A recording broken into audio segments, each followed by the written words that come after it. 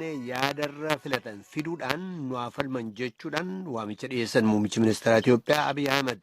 Mootummaan isaanii seeraaf seerrata kabachiisuudhaan murachuu isaallee dubbatanii jiru. Dhaamsa muummichi ministeeraa Abiy uummata biyyattiif dabarsan kana hordofuudhaan kan Iskindir Fireew gabaase Finfinneerraa jechuudha soratu dhiyeessa. Muummee ministeera Itoophiyaatii fi itti gaafatamaan addawaawii Dr. Abiy Ahmed yayyaban paartii badhaadhinaa Itoophiyaa irratti faayidaa guddoo akkasiin qabdu mirkaneessa dubbate. በፕሮግራማችን ላይ በግልጽ እንዳስቀመጥ ነው የብልጽግና ፓርቲ ህብረ ብሔራዊት ፌዴራላዊት Akkuma diidessine sagantaa keenya irratti jennetti paartiin badhaadhina Itoophiyaa gochi cuftii keessa jirtu demokiraatitti jabeessitee yayyabdi malee hin diiddu. Tan ammoo afaan qofaa miti hojiillee ni agarsiifna. Warri yaada kana caala wayyaa qabni jedhammoo bahaniitiin nu morkachuu danda'ani jedha.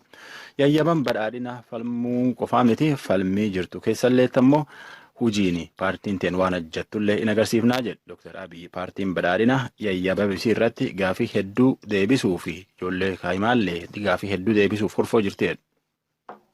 የብልጽግና ፓርቲ መሰረቱ በኦሮሚያ ክልል የቄሮን ትግል በአማራ ክልል yayyabii paartii badhaadhina Oromiyaatti qeerroo naannoo Amaaraatti ammoo qabsoo faannoo naannoo Kibbaatti qabsoo zermaatii fi qabsoo ijoollee dargaggoo hedduu itti qabsaanii afaan qofaa miti hojiin hojjechuuf itti deebisuu fi tokkummaa fi demokiraasii dhugeessuuf itti jirra.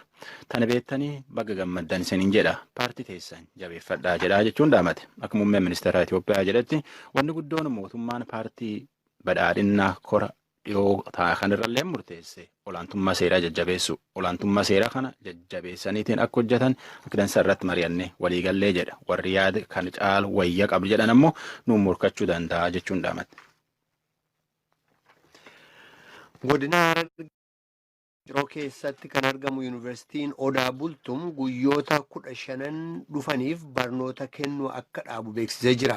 Gabaasaan VOA Addis Chekkol hooggansa yuunivarsiitichaa dubbisuudhaan akka gabaasetti wal dhibdee barattoota gidduutti uumame karaa adda addaa furuudhaaf yaallee waan ittiin milkaa'uu dadhabneef yeroo barnootaa dhaabuuf dirqamne jechuudhaan hooggansi yuunivarsiitichaa dubbatee jira. Yuunivarsiiticha yeroodhaaf kan cufame ta'us barattoota tajaajila nyaataaf bultii barbaadaniif kan tajaajila kennu ta'uu yuunivarsiitichi beeksisee jira. Jeequmsi torbanneen dabran yuunivarsiitiilee uumamanii turan kan magaalaa Cirootti argamu yuunivarsiitii Odaa Bultum keessattis kan dhaqqabe ta'uun dubbatamee jira. Waldura dhaabbannaan barattoota gidduutti uumame akka barnoonni ittiin fufne kan taasisetti yoo ta'u ka miidiyaalee hawaasummaa irratti akka miidhaan yuunivarsiiticha keessatti dhaqqabe afarsamaa ture dhara jechuudhaan dubbata yuunivarsiitichi. Kanatti kan ibsa kennan yuunivarsiitichatti itti gaafatamaa hariiroo alaaf sadarkaa addunyaa obbo Fiqaaduu Irkoo ta'uunis beekamee jira. Kana gaajirtan raadiyoo sagalee Ameerikaa sagantaa afaan Oromooti. Har'a ayyaana waggaa Thanksgiving yookaan immoo guyyaa galataa jedhamutu Ameerikaa keessatti ayyaaneffamee oola. Ayyaanni kun waggaa waggaatti baatii sadaasaa keessa kan ayyaaneffamu yoo ta'u jalqaba bara 1961 kutaa Massachusetts magaalaa Plymouth keessatti midhaan lafaa gahee fi galateeffachuudhaaf ayyaanni kun ayyaaneffame. Lammiiwwan Ameerikaa hedduudhaaf guyyaan kun guyyaa godaantonni yeroo jalqabaatiif biyya Ingilaand irraa dhiyeessanii Ameerikaatti galan akka ta'etti yaadatu. Beektonni seenaa garuu gargaarsa uummata Ameerikaa ganamaa waang utuu hin taane kana lammiiwwan Ameerikaa amma achi qubatan suni hafanii guyyaa kana galateeffachuu illee hin danda'an jedhanii dubbatu. Imaltoonni Awurooppaa irraa godaanan kun doonii Mayflower jedhamuun imalanii eega addunyaa isaaniif haaraa taate kana biyya Ameerikaa jedhamtu magaalaa Plymouth qubatanii amma waggaa 397. Lammiileen Ameerikaa Wampanoowwan garuu sana dura waggoota kuma hedduudhaaf achi jiraatan jedhamee jira. Akka hayyoonni seenaa jedhanitti godaantota Awurooppaarraa gara Ameerikaatti dhufaniif waggaan duraa ulfaataa ture. Qilleensa biyyaatti hin barree yeroo midhaan itti facaafatan dabree waan tureefis midhaan facaafachuu hin dandeenye. Kanaaf baay'een isaanii beelaan dhuman jedhamee jira. Haala kana keessatti ture kan gosa Wampanoowwan keessaa namni tokko hawaasa isaa fi hawaasa godaantotaa gidduutti akka waliigalteen tolfamu taasisuudhaan gama qonnaa gama ittisa nageenyaaf gama meeshaaleedhaan gargaaree jedhame. Kooriyaa kaabaadhuma waggaa kanarratti waa'ee niwukileeraa irratti mariin itti hirmaachuuf jirtu ga'uudhaaf yeroo torbanneen hafanitti yaalii dhukaasa misaayilaa kabiraa geggeessitee jirti. Waraanni Kooriyaa kibbaa akka jedhutti akka sa'aatii naannoo sanaatti waaree booda sa'a 5tti kutaa biyyattii Amkiyoong kibbaa keessaa andaara galaana gama bahaarraa misaayilota 2 gara galaanaatti dhukaaste. Garuu misaayilonni sun fageenya gamee akka isaan furguggifaman waan dubbatameen jiru. Aangawoonni Jaappaan immoo gama isaaniitiin Kooriyaa kaabaa misaayila dhukaasuu ishee dubbatanii garuu daangaa galaana dinagdee Jaappaan addaa keessa waan bu'een fakkaatu jedhanii dubbatanii jiru. Chaayinaan Pireezidaant Tiraamp wixinee seeraa waa'ee mirga namoomaa Hoong Koong ilaallatu mallatteessuu jabeessitee mormuuf jecha ambaasaaddara Yuunaayitid Isteetsi ka Beejing jiran waamteetti dubbattee jirti. Ministeerri ittisaa dhimma alaa Ministeerri ittaanaan dhimma alaa Chaayinaa Lii Yucheng tarkaanfii Pireezidaant Tiraamp fudhatan kun dhimma jabaa waa'ee dhimma biyya keessaa Chaayinaa keessa seenuuti jechuudhaan ambaasaaddar Teerii Biraandanitti dubbatanii jiru jechuudhaan ministeeriin dhimma alaa Chaayinaa beeksisee jira. Yuunaayitid Isteetsi seera kana hojiirra kan oolchines gaafatee jira. Godina Shawaa Lixaa aanaa jalduutti aangawoonni mootummaa 2 ajjeefamuu isaanii maatiin namoota du'anii himaniiru. Namoonni ajjeefaman 2 aanaa jalduutti aangawoota mootummaati. Obbo Raggaanee Kabbabaa itti aanaa bulchaa aanaa jalduu yoo ta'an, obbo Tasfaayee Garramuu ammoo itti gaafatamaa siyaasaaf ijaarsa magaalaa waajjira ODP aanaa jalduuti. Aangawoonni kunneen eeggadda rasaasaan rukutamanii du'uu isaanii dubbataniiru. Maatiin isaanii Aadde Fiqiree Abbuu haadha warraa obbo Raggaanee Kabbabaati. Obbo Raggaaneen daa'ima 2 qabu.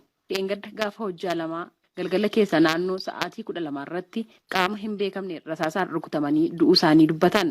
Eenyu akka rukute garuu amma ammaatti waan adda baafadde hin qabu. Obbo Raggaaneen nama wajjin walitti bu'iinsa qabu. Inni nama tokko wajjin walitti bu'iinsa hin qabu.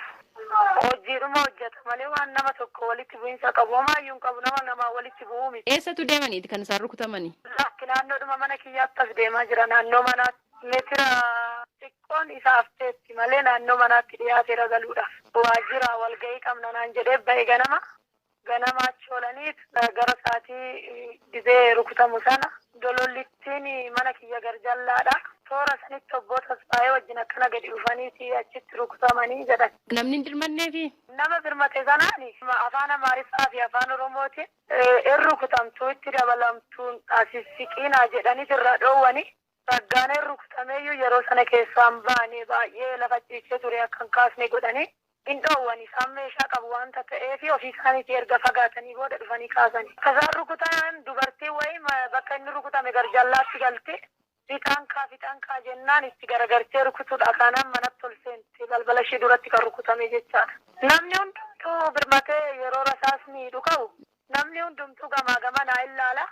Fuula isaanitti mataa isaanitti xaxasanii waa keewwatanii jiru jedhama ergasiin dhanqabe waanta ta'eef. Aadde Masarat Dhaabaa ammoo haadha warraa obbo Tasfaayee Garramooti. Obbo Tasfaayeen daa'ima 6 qabu jechuun haati warraa isaanii kun erga da'anii reefuu torban tokko akka ta'anillee raadiyoo sagalee Ameerikaatti himaniiru.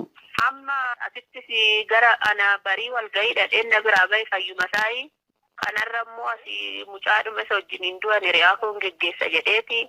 Asuma manuma koo gajjallaatti ajjeesa.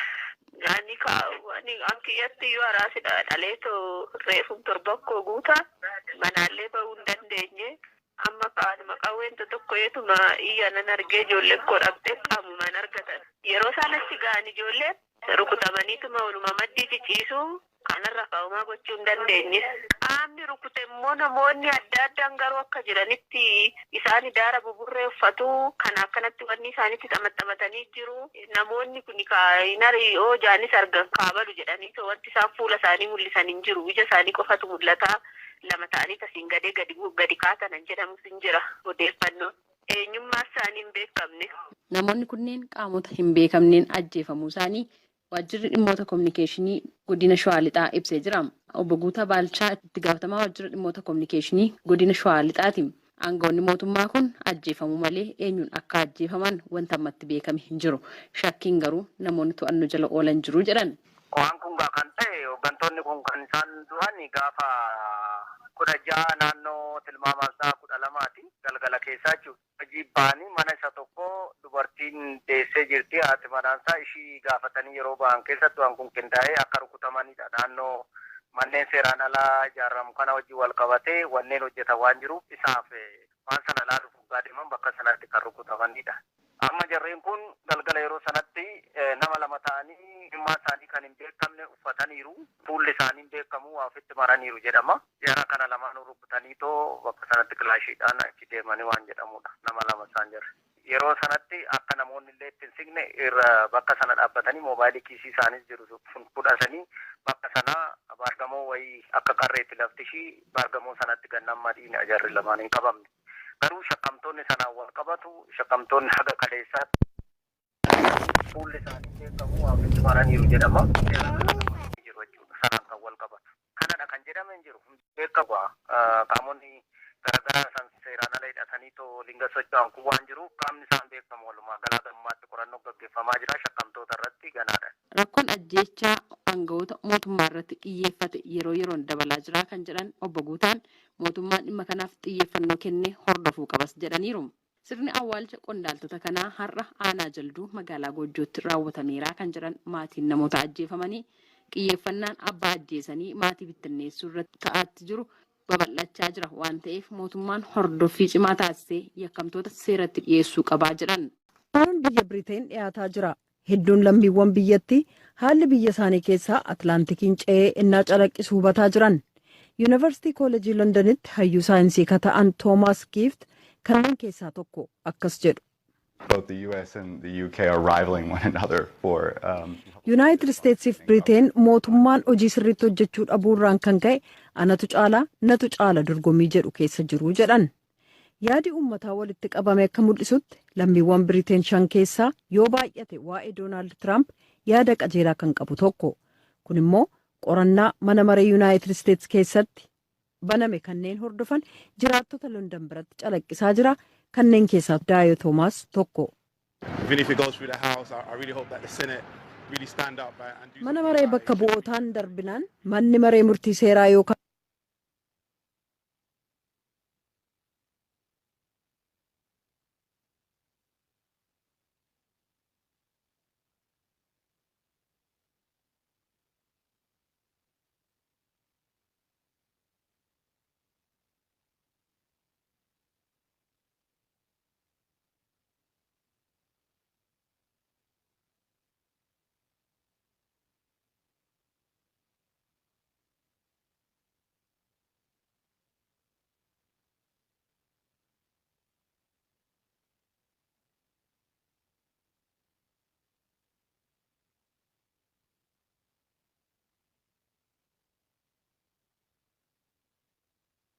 waan kaasuu barbaadan natti fakkaataa jedhan.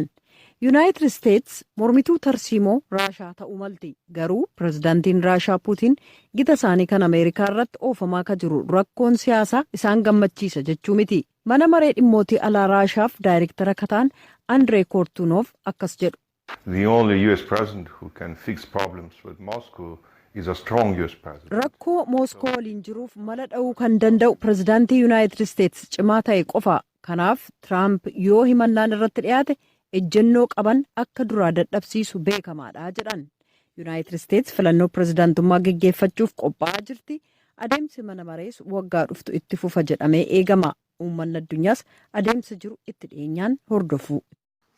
Walitti bu'iinsa dhaabbilee barnoota ol'aanoo yuunivarsiitiilee keessatti sabaan adda bahee barattoota gidduutti uumamee tureen wal qabatee barattoonni miidhaan nurra gahee jedhanii fi kanneen balaa dhufuudhaa malu sodaanneetiniin jirre jedhan kan naannoo Oromiyaa ta'an heddumminaan naannolee yuunivarsiitii isaanii gadi dhiisaniitiniin ba'aa jiraachuu dubbatan.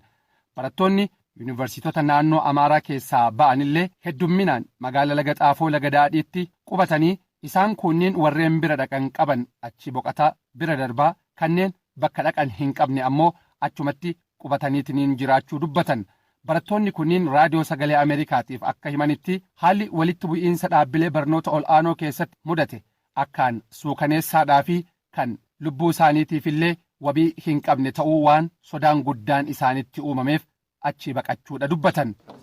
Ani maqaan koo Barataa Fayyisaa Guddisaan jedhama. Yuunivarsiitiin ani irraatii ba'e yuunivarsiitiin Jibaaraadha. Ergan achirraatii ba'e ani torbee tokkoo fi guyyaa sadaffaa kootan deemani. Sababni achirraa bahee gaafan jalqabarraa kaase sii kaasu achitti ijoolleen barana deeman jechuudha. Dhugaaf dhugaa jiruun qaamni seeraa kam qaamni biyya bulchu kam deemee kan arguu danda'u barataan barana deeme sababa doorsisaa fi ta'ii yuunivarsiitiilee garaagaraa irratti ta'aa tureetiin barataan tokko achi keessatti namni barataan tokko ba'eera.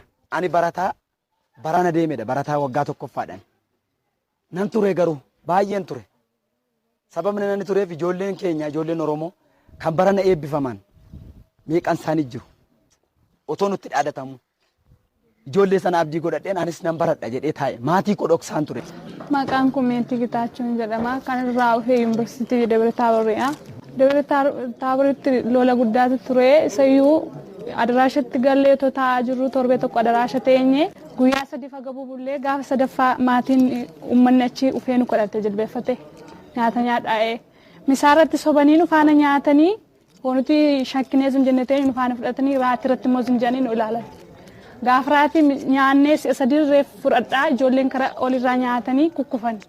Isaan booddee gaafa fiinnee gallu balbala geenyee ol nu guure yennaan hospitaalatti nu guuran. Hospitaalatti nu guuranii anaan akka carraa ta'e garmalee gaafa ol na guuru ambulaansiyaan ol na baasan magaalaatti. Magaalaatti gaafa ol na baasanii congaarraa ishee fagafage malee qoricha hin qabu jedhan. Isheen immoo qoricha qaba jedhanii kukkufa waan ta'eef hin gadhiisnu jedhanii guyyaa sadiif amma maneedhaan nu tursiisan. Ministeerri saayinsii fi dhaabbilee barnoota ol aanoo rakkoon uumame kun akka fala argatuuf hojii qaamolee hawaasaa garaagaraa wajjiin bal'inaan hojjetaatiniin jirra jechuudhaan kaaseetiniin jira. Rakkoo walitti bu'iinsaa ta'aniitiniin lubbuu namaa darbee fi miidhaa qaamaatiif kanneen sababa ta'an namoota 300 olillee to'annaa seeraa jala ooluu isaaniiti kan himamaatiniin jiru. Obbo Dachaasaa Gurmuu dubbi himaan ministeera saayinsii fi dhaabbilee barnoota ol aanoo raadiyoo sagalee Ameerikaatiif akka himanitti ammatti rakkooleen salphataatiniin dhufaniitiniin jiru nageenyillee barattoota gidduutti uumamaatiniin jira jedhan. Erga walitti araarsineen booda nurraa bahaan hin jirtu akkaataa nu bira jirtuutitti nurraa bahaan hin jirtu. Fakkeenyaaf amma ijoolleen mattuudha hin deemna jettu tun nurraa bahaa jedheeti miti ejjennoo qabatee kan jiru qaamni isaan nu dhiiba jedhanii yaadassuun. Kanaafuu nurraa bahaa osoo hin taane lakkiin sodaannaa kan jedhu amma madda olaa bullee dhaqnee odoo fudhannee nurraa bahaa ijoolleen jalqaba jechuu hin danda'an. Yeroo jalqabaa yeroo wanni ni ka'u maalinni kun walitti bu'iinsi kun ka'u jechuu hin danda'an. Ijoolleen teenya achitti duute yookaan isin balleessinaa yookaan nurraa bahaa jechuu danda'u. Amma garuu erga mariisisnee maalinni akkamitti fala kana finna akkamitti nagaatti deebisna jennee irra deddeebinee mariisisnee booda garuu nurraa bahaan yuunivarsiitoota baay'ee keessa hin jirtu yoo jiraatellee immoo nurraa bahaa irratti hojjetuu qabna. Dhaabbilee barnoota ol aanoo keessatti nageenyi uumamaa jira. Obbo Dachaasaa Gurmuu dubbi himaan ministeera saayinsii fi dhaabbilee barnoota ol aanoo jedhan kana barattoonni dhufanii laga xaafoo jiran ammallee hin fudhatan. Barattoonni dallaa keessa turan dhawaataan hanga kalee dheengaddaatitti dallaadhaa baqataniitiin dhufaatiniin jiran kan jedhan barattoonni kunniin ammallee taanaan dhiibbaa nurraa bahaa fi doorsifni akkaan hammaateetiniin jira jedhan. Erga gama laga daadhii laga xaafoo dhufaniitiin jedhanillee rakkoon isaanii daranuu itti hammaattee sodaa nageenyaa dhabanillee rakkoon nyaataa dhugaatii bakki bultiituu baay'ee rakkisaa hawaasa ofiyyuu rakkataa ta'e rakkifneetiniin jirraadhaanillee himu. Rakkoo hamma hin jedhamnetu jira asitti. Tokko rakkoon tokkoffaan bakki ciisaa. Uummanni kun kan nu gargaaree addaraasha kana kan nu kennu. Uummanni kun mataan isaatiin uummata qubataadha. Uummata buqqa'ee dhufedha. Garuu ani buqqa'ee dhufe jedhee ofiisaa alarra dhaabatee as keessatti nu tiksaa bula. Laga xaafoo erga dhumnee nuyi amma uumaan qabnu uffata hin qabnu surree takkaa fi uffata shamizii takkaan qofa baane erga dhufne immoo waan tiraanspoortii hin qabnu caamma hin qabnu an dhumne immoo asitti uummata buqqa'ee jiru biratti kan dhumne. Uummanni buqqa'ee jiru kun immoo ofiifu bulti isaanii hin dhaabbanne gargaarsa waan isaan ittiin jiran ni beekama waan ta'eef isaantu amma mana isaanii keessa bullaa kanuu asuma bullaa asuma ciisna uffata halkanii wanti nyaatan hin jiru uummata kanaa baay'ee dhiphisaati jira waan ta'eef mootummaan dhufee namni kana jedhee maal taatanii nama moo horii tawaazira dheetu kan nu gaafate hin jiru qaamni mootummaa. Kana caala immoo nu illee Oromiyaa seenarra ijoollee nama achi yuunivarsiitii keessa jiran kan rakkinoo guyyaa meeqaaf nyaata osoo nyaatin jirani. Achitti kan rukkutaman as hin deebi'anii achitti du'anii dhiisanii hin beeknu amma gibbii keessatti warra rukkutaman. Barattoota dhaabbilee barnootaa naannoo Amaaraarraa baqataniitiin magaala laga daadhii laga xaafootitti qubatan kanneen kan gargaaraatiniin jiran warroota naannoo Sumaaleerraa buqqa'aniitiin gargaarsaan magaalaa kana keessa jiraatani. Isaanis nutuu qabaannee osoo hin ta'in ilmaan keenya beelahanii badhetti hin kufin jechaadhaaf kana goona jedhan. Nuti diriirfuu baraadhi akka isaan daraniiti. Ijoolleen baqaatti tola nuti ijoolleen baqataa nurra taatee buqqaatota nuti itti dhufnee ijoolleen fardoo irraa finnee asitti waa ganda keessaa guurree ibdalisii ganda keessaa guurree firaasha ganda keessaa guurree ijoollee wanti barandaa bulchu jirra finnee.